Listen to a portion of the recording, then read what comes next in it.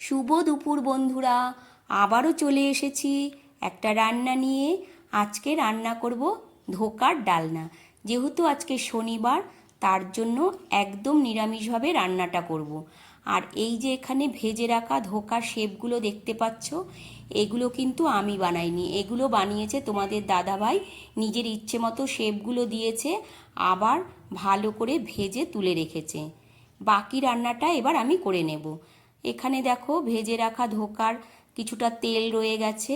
তেলের মধ্যে দিয়ে দিলাম একটা তেজপাতা, এক টুকরো দারচিনি আর কয়েকটা লবঙ্গ আর এলাচ দিয়ে হালকা ভেজে নিয়ে তারপর ডুমো করে কেটে রাখা আলুগুলো দিয়ে দিলাম। এবার পরিমাণ মতো নুন হলুদ দিয়ে দিচ্ছি, দিয়ে আর দিয়ে দেব একটু টমেটো কুচি। খুব ভালো করে এবার ভেজে নেব। ভাজা হয়ে যাওয়ার পর দেখো এখানে আমি দিয়ে দিচ্ছি বেটে রাখা মশলা, আর দিয়ে দেব 1 চামচ কাশ্মীরি লঙ্কার গুঁড়ো। এখানে আমি আদা, জিরে আর কাঁচা লঙ্কা একটু শিলে বেটে দিয়েছি।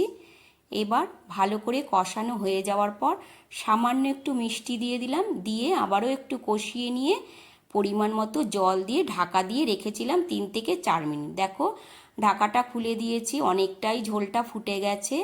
এবার ভেজে রাখা ধোকাগুলো সব দিয়ে দিলাম, দিয়ে এবার একটু ঝোলটা ফুটিয়ে নেব। খুব একটা বেশিক্ষণ ঝোলটা ফুটতে দেব না, কারণ ধোকাগুলো তাহলে ভেঙে যাবে। দেখো অনেকটাই ঝোলটা ফুটে গেছে।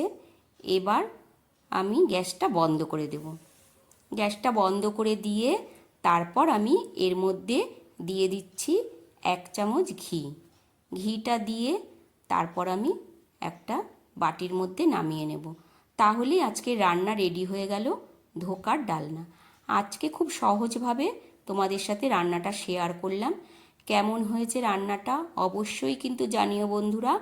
আর ভালো লাগলে প্রতিদিনের মতো একটা লাইক কমেন্ট করে দিও। আবারও তোমাদের সাথে দেখা হবে অন্য একটা রান্নার ভিডিওতে। ততক্ষণে